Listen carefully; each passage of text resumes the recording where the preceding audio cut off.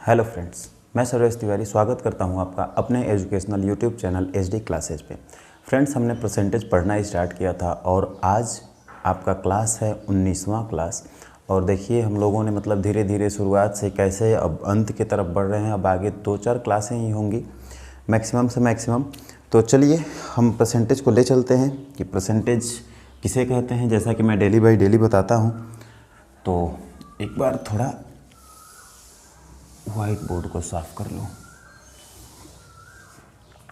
ठीक है, तो परसेंटेज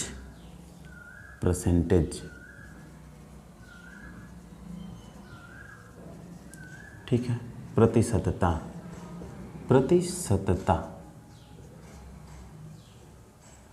ठीक है फ्रेंड्स।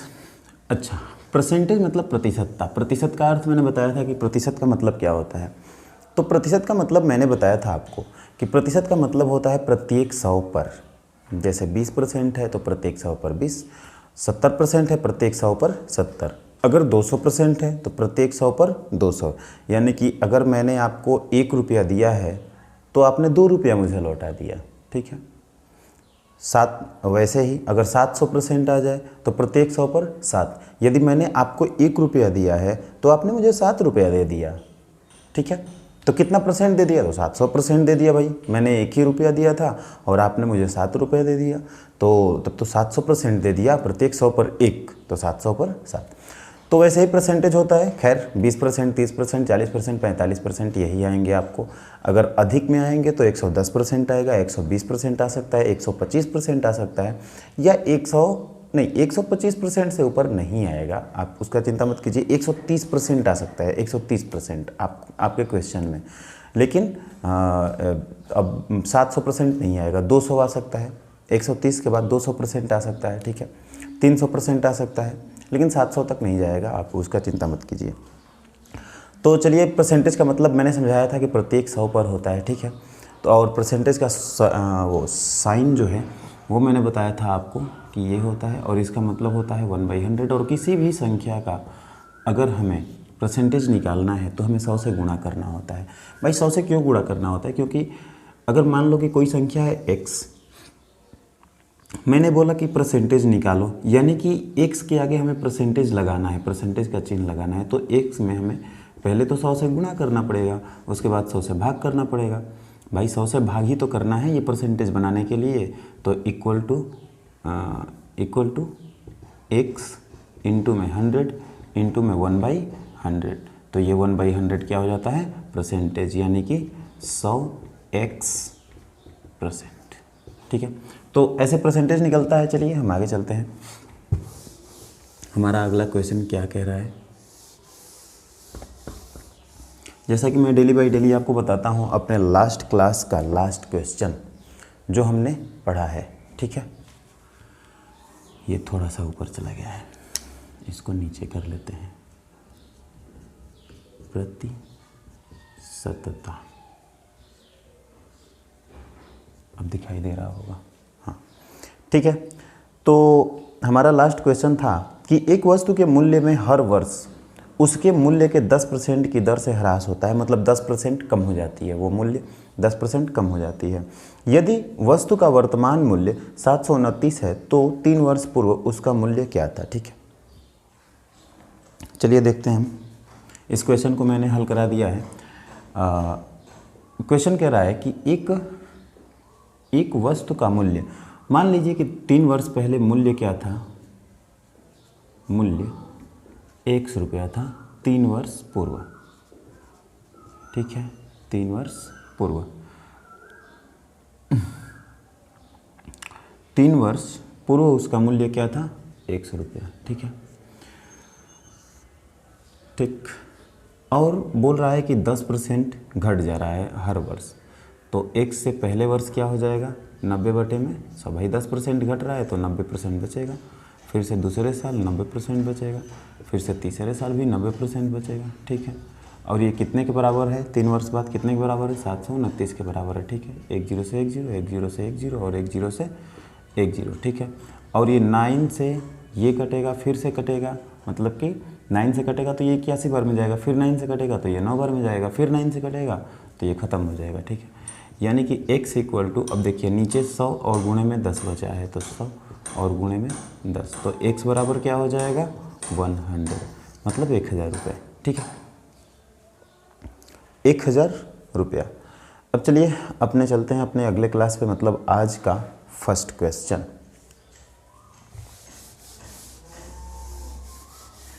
यह क्वेश्चन है कि एक संख्या 10% घटाने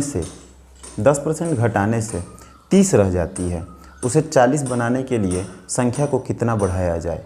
ठीक है, एक संख्या है कोई, मान लीजिए x है, मान लीजिए 100 है, x तो बहुत कम रेयर कैसे माना जाता है, 100 है, मान लीजिए वह संख्या 100 है। ठीक है, उसे 10% कम कर दिया गया, इसमें से -10% कर दिया गया, कितना बचेगा 90%, यानी कि 90।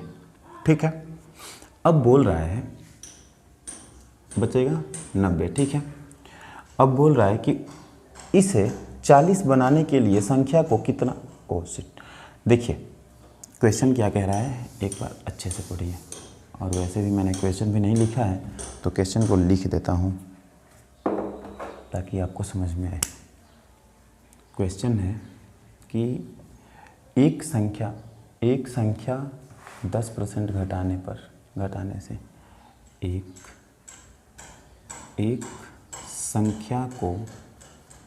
एक संख्या को 10% घटाने पर 10% घटाने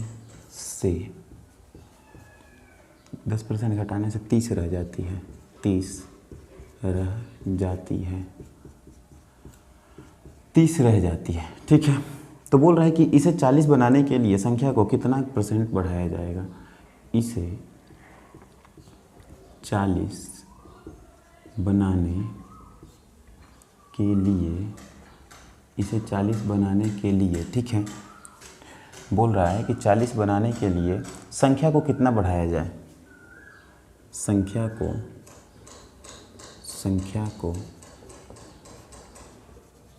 कितना बढ़ाया जाए। देखिए ये संख्या में ही पूछ रहा है, बढ़ाया जाए, परसेंटेज में नहीं पूछ रहा है, बढ़ाया जाए।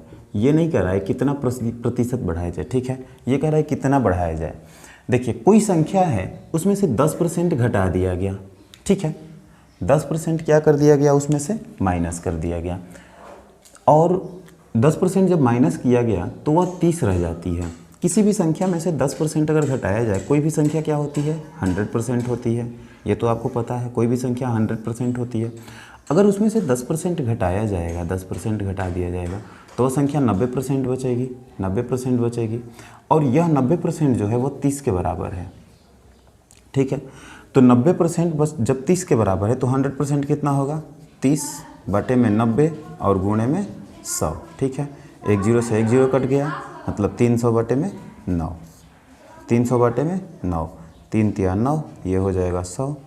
ठीक है, यानी कि 33.33 ये बचेगा, यानी कि ये संख्या होगी। 3% घटाने से 30 रह जाती है, 10% घटाने से, यानी कि 90% इक्वल टू 30, तो 130/90, तो 100 में 100, एक जीरो से एक जीरो गया, 300, ये 3 तिया 9, ये हो गया 10, यानी कि 100/3। हाँ भाई यही होगा, इसको 33.33 मत करो, इसे 100/3 ही रखते हैं। ठीक है, 100/3। ठीक है, अब बोल रहा है कि इस संख्या को 40 बनाना है। इस संख्या को 40 बनाने के लिए क्या करना पड़ेगा, ये 40 से छोटी है। ठीक है, 40 बनाने के लिए 40 में से इसको घटाना पड़ेगा, तभी तो पता चलेगा कि कितना संख्या अपचा। ये बताइए 4 दिया है, कोई संख्या 4 है, कोई संख्या है जिसका मान 4 है, उसे 6 बनाना है, तो क्या करेंगे हम, 4 में 2 जोड़ेंगे। कैसे पता चलेगा कि 2 ही जोड़ेंगे, 6 में से पहले 4 को घटाएंगे, तब पता चल जाएगा कि कितने का डिफरेंस है। तो यहाँ पे 40 इसको बनाना है, तो 40 में से हम क्या करेंगे, 40 में से हम 100/3 को घटा देंगे, यानी 120 माइनस में 100/3, यानी कि 20/3। ठीक है, 20/3। अब क्वेश्चन में अगर 20/3 दिया है तब तो ठीक है, नहीं तो 20 में 3 से भाग ले लीजिए, 20 में 3 से भाग ले लीजिए, 3 6 18 कट 2 पॉइंट आएगा 0.67 यानी 6.67। ठीक है, 6.67 नंबर हमें बढ़ाना पड़ेगा, लेकिन हमको लग रहा है कि यहाँ पे परसेंटेज ही बताना है, क्योंकि देखिए कितना कॉम्प्लिकेटेड आंसर आ रहा है। खैर मैं इसे एक बार समझा देता हूँ। 100% है, इसमें से 10% घटाना है तो 90% होगा। 90% 30 के बराबर है तो 100% कितना के बराबर होगा? 100/3। कैसे निकाला हूँ, ये प्रोसीजर है। ठीक है, आगे चलते हैं। हमें इसको 40 बनाना है, यानी कि 40 में से इसको घटाना पड़ेगा हमें। 40 माइनस 100/3 तो ये आ जाएगा 20/3 के बराबर, ये 6.67। एक बात और, अब इसको कितना बढ़ाया जाए, अगर ये परसेंटेज में पूछा होता है कितना प्रतिशत बढ़ाया जाए तो उसको भी एक बार देख लेते हैं कि अगर प्रतिशत बोला होता है कितना प्रतिशत बढ़ाया जाए, कितना प्रतिशत बढ़ाया जाए। ठीक है, कितना प्रतिशत बढ़ाया जाए, तो इसको क्या करते हैं हम, अब इसको हल कर लेते हैं एक बार। हो सकता है कि प्रतिशत ही पूछा हो। चलिए 10% घटाया गया, संख्या बची 90%, यानी 90% जो है वह 30 के बराबर है। तो 100% किसके बराबर होगा?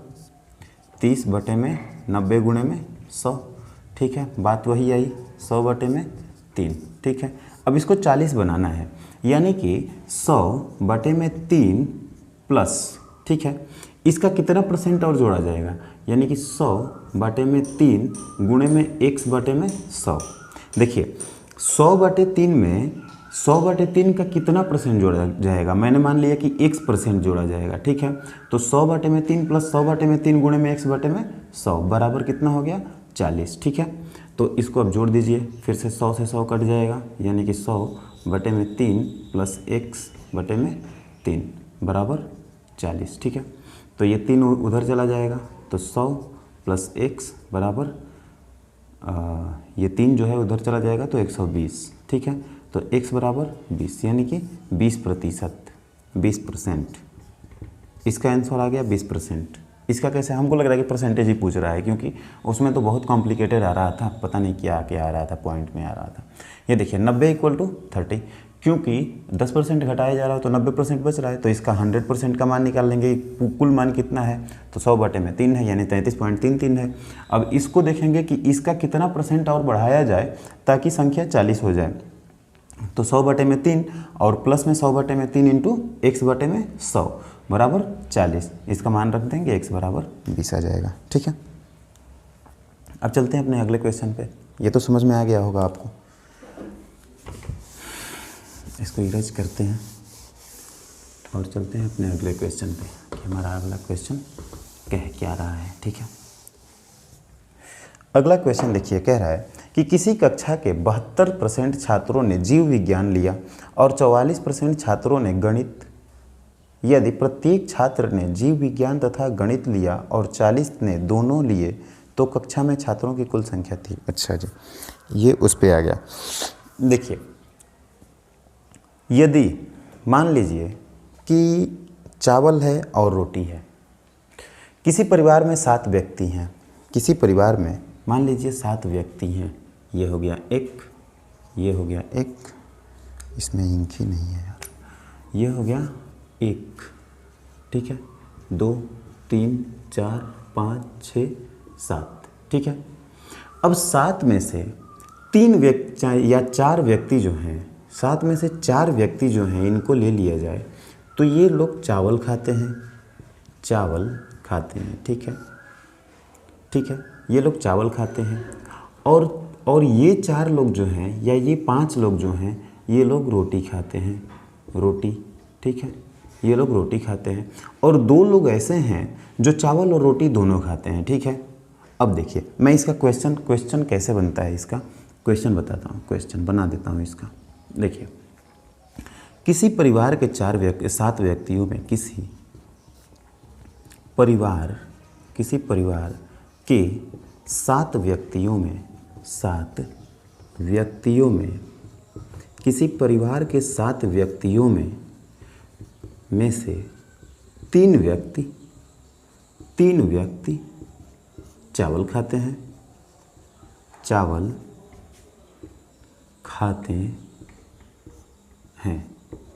ठीक है। 3 व्यक्ति चावल खाते हैं, नहीं, किसी परिवार के 7 व्यक्तियों में मत लिखिए, किसी परिवार में 3 व्यक्ति, यहाँ से हटा दीजिए इसको। किसी परिवार में 3 व्यक्ति क्या खाते हैं? चावल खाते हैं भाई, चावल खाते हैं, ठीक है।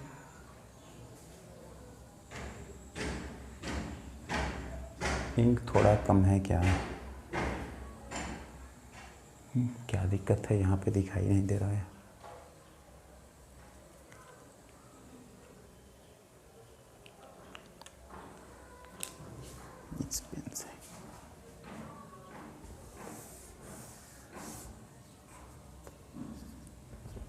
इस पेन से किसी परिवार में 3 व्यक्ति चावल खाते हैं, ठीक है। इससे दिखाई दे रहा है किसी परिवार में 3 व्यक्ति चावल खाते हैं और 5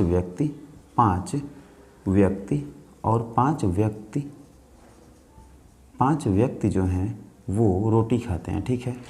रोटी खाते हैं, ठीक है। यदि 2 व्यक्ति ऐसे हैं जो चावल और रोटी दोनों खाते हैं,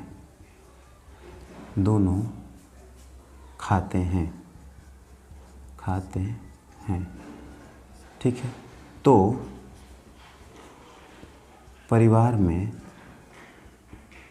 परिवार में व्यक्तियों की संख्या ज्ञात कीजिए। व्यक्तियों की संख्या क्या है? देखिए, ये बोल रहा है कि किसी परिवार में 3 व्यक्ति चावल खाते हैं, ठीक है, और 5 व्यक्ति रोटी खाते हैं, ठीक है। यदि 2 व्यक्ति ऐसे हैं जो चावल और रोटी दोनों खाते हैं। देखिए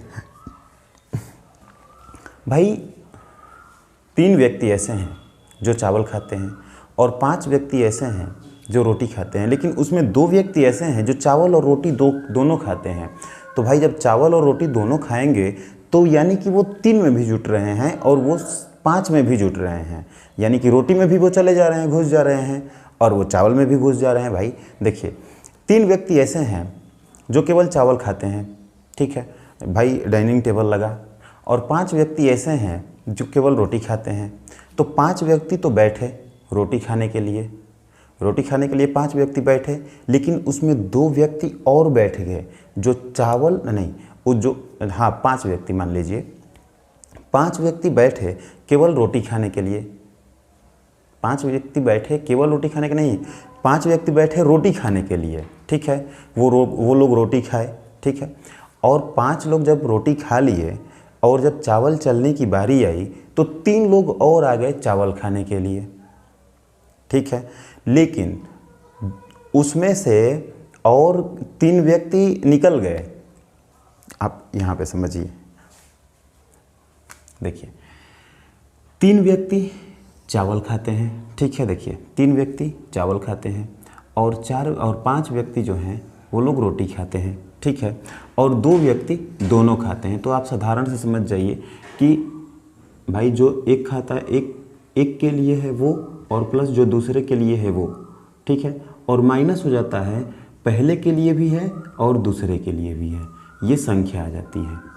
ये कैसे होता है, जैसे चावल खाने वाला व्यक्ति कितना है, 3 है, 3, और रोटी खाने वाला व्यक्ति कितना है, 5 है, 5, और जो दोनों खाते हैं कितने व्यक्ति हैं, 2 व्यक्ति हैं जो चावल और रोटी दोनों खाते हैं, तो इसमें से 2 घटा देंगे, यानी 5 3 8 माइनस 2 बराबर 6। ठीक है, 2 2 4 2 6 1 7।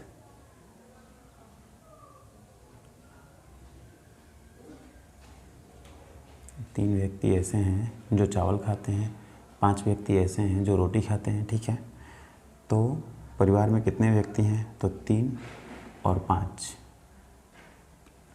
8 व्यक्ति हैं, और लेकिन 2 लोग जो हैं वो लोग चावल और रोटी दोनों खाते हैं, यानी कि 2 घटेगा तो इसे 7 आना चाहिए, 6 क्यों आ रहा है।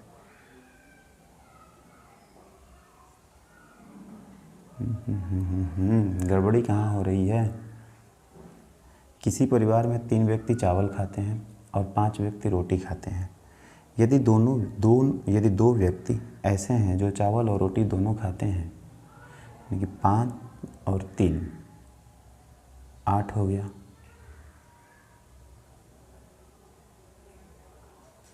माइनस 6, 2 2 4 1 5 1 2 3। तो ये देखिए ऐसे तो 6 आ रहा है, ये मुझे लग रहा है कि ड्राइंग में गड़बड़ बना दिया हूँ। ड्राइंग में अगर 6 लिया जाए व्यक्ति, 1 2 3 4 5 6, यानी कि ये 3 व्यक्ति जो हैं वो खा रहे हैं चावल, और 1 2 3 4 5 ये व्यक्ति जो हैं वो खा रहे हैं रोटी। ठीक है, तो ये देखिए ये 2 लोग दोनों खाएंगे, 1 2 3 4 5 6। अरे यार ये चीज़ 7 पे भी कैसे बैठ गया था, उस पर तो नहीं बैठना चाहिए। 1 2 3 4 5 6 7, 3 लोग तो खाएंगे, और यहाँ पे क्या 2 2 4 2 6। यार मैंने यहाँ नीचे 4 पे रख दिया था क्या भूल से, 1 2 3 4 5 6 7। हमको लग रहा है कि मैंने ऐसे करके रख दिया था, ओहो इसलिए गड़बड़ी हो रही थी। 4 नहीं ना रखना है इसमें, 4 अगर 4 यहाँ पे आता है तो कि 4 व्यक्ति चावल खाते हैं तब 4 रखता है। हमको लग रहा है कि पिछले ड्राइंग में मैंने 4 व्यक्तियों पे चावल बना दिया था, भूल से बना दिया था। ठीक है, ये ड्राइंग सही होगी। ठीक है, तो देखिए 3 व्यक्ति जो हैं वो चावल खाते हैं और 5 व्यक्ति जो हैं वो रोटी खाते हैं, और 2 व्यक्ति ऐसे हैं जो चावल और रोटी दोनों खाते हैं, तो ये 5 और 3 जुटेगा, और 2 व्यक्ति ऐसे हैं जो चावल भी खाते हैं और रोटी भी खाते हैं, यानी कि इसमें भी है इसमें भी है, दोनों में है, तो एक में से 2 को घटाना पड़ेगा, यानी कि इन दोनों को जोड़ दीजिए और जो मिक्सचर है उसको घटा दीजिए, माइनस कर दीजिए, तो 6 व्यक्ति आ जाएगा। ठीक है, मैं क्वेश्चन पे चलता हूँ। थोड़ा इसमें कन्फ्यूजन क्रिएट हो गया, पिछली ड्राइंग जो है वो मैंने गलत बना दिया था, इसलिए थोड़ा कन्फ्यूजन हो गया। हालांकि आप ये समझ लीजिए कि एक काम जो करेगा, ठीक है, और दूसरा काम जितने लोग करेंगे, और दोनों काम जितने लोग करेंगे, तो पहले काम करने वाले दूसरे काम करने वाले में से दोनों को जोड़ करके और जो मिक्सिंग काम करेंगे उनको घटाना होता है। ठीक है, चलिए हम अपने क्वेश्चन पे चलते हैं। ठीक, हमारा क्वेश्चन क्या कह रहा है, किसी कक्षा के 72% छात्रों में किसी कक्षा के 72% छात्रों में जीव विज्ञान किसी कक्षा के 72% छात्रों ने जीव विज्ञान लिया और 44% छात्रों ने गणित लिया। ठीक है, और प्रत्येक छात्र ने जीव विज्ञान या गणित लिया और 40 ने दोनों लिए, तो कक्षा में छात्रों की कुल संख्या थी। देखिए कह रहा है कि किसी कक्षा में छात्र हैं, ठीक है, कुछ छात्र हैं, उनमें से हर एक ने गणित या विज्ञान लिया, ठीक है, और कुछ छात्र ऐसे थे जिन्होंने दोनों विषय लिया। ठीक, तो 72% छात्र ऐसे थे जिन्होंने जीव विज्ञान लिया और 44% छात्र ऐसे थे जिन्होंने गणित लिया। ठीक है, और दोनों विषय लेने वाले 40 छात्र थे। आप देखिए, मैं एक क्वेश्चन को पहले लिखता हूँ, ये क्वेश्चन लिखने में भी थोड़ी देरी हो जाती है। किसी छात्र के 72%, किसी कक्षा के 72% छात्रों ने, लेकिन क्वेश्चन लिखने से ये होता है ना कि आपको समझ में आता है, थोड़ा अच्छे से आ रहा होगा। खैर कमेंट कीजिएगा कि मैं क्वेश्चन लिखूं या ना लिखूं, ठीक है। किसी कक्षा के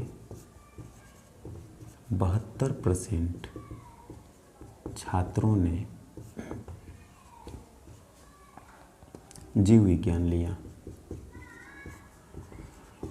जीव विज्ञान लिया, ठीक है। और 44% छात्रों ने गणित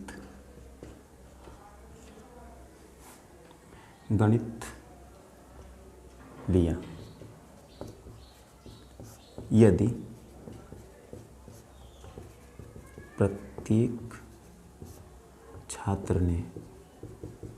प्रत्येक छात्र ने जीव विज्ञान या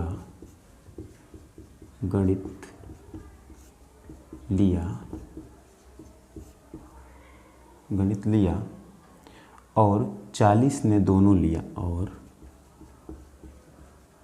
40 ने दोनों लिया, ठीक है।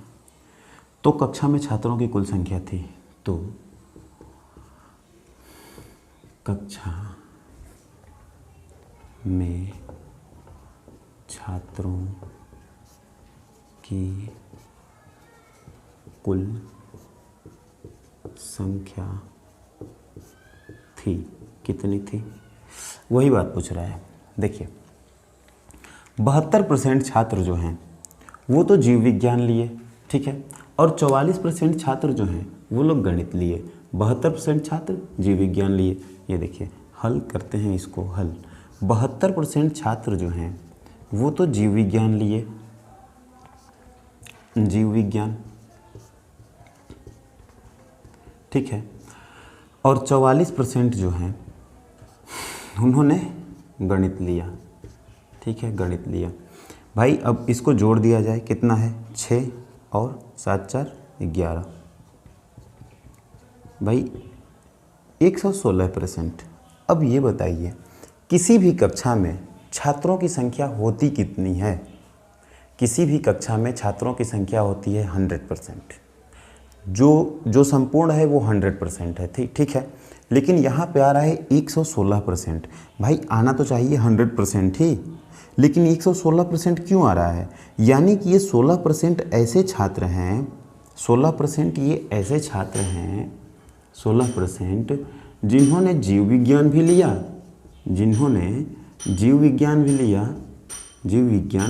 ठीक है, और साथ साथ में गणित भी ले लिया, ठीक है, साथ साथ में गणित भी ले लिया। 116% यानी कि 100% से ऊपर है, तो 16% अधिक इसलिए आया कि 16% छात्र जो हैं जीव विज्ञान भी लिए और गणित भी लिए। ये 16% जो है जीव विज्ञान में भी जुट गया और गणित में भी जुट गया, ठीक है। और 16% छात्रों का मान ही दिया है यहाँ पे 40, दिया है कि 40 ने दोनों लिया, मतलब कि दोनों विषय लिया, ठीक है, जीव विज्ञान भी लिया और गणित भी लिया, यानी कि 16% जो है ये है 40 के बराबर, ठीक है। तो हमें 100% का मान निकालना है, ठीक है। तो 16% बराबर 40, तो 1% बराबर 40/16, तो 100% बराबर 40/16 और गुणे में 100, ठीक है। 4 से कटा दीजिए इसे, 4 चौक 16, 4 से इसे भी कटाइए 10, 2 से इसको कटा, 4 से इसको कटा दीजिए 25, 25 ना हमें 250, यानी कि छात्रों में कक्षा में छात्रों की कुल संख्या कितनी थी? 250, ठीक है। समझ गए? देखिए किसी कक्षा में 72% छात्रों ने जीव विज्ञान लिया और 44% छात्रों ने गणित लिया। देखिए 72% छात्र जो हैं वो जीव विज्ञान लेते हैं, 44% छात्र जो हैं वो गणित लेते हैं, कुल मिलाकर 116% छात्र आ गए, जबकि आना चाहिए 100% ही, ठीक है। तो 16% अधिक क्यों आया? क्योंकि ये दोनों विषय लिए थे। तो 16% का मान दिया है यहाँ पे 40, क्योंकि 40 दिया है कि 40 छात्रों ने दोनों विषय लिया। तो 16% का मान 40, तो 1% का मान 40/16 और 100% का मान हल करेंगे तो 250, ठीक है। ठीक है फ्रेंड्स, तो अब हम रखते हैं, अगले क्लास में जारी रखते हैं अपने कक्षा को, और तब तक के लिए इस क्लास को यहीं पे रखते हैं और क्लास को समाप्त करते हैं। बाय।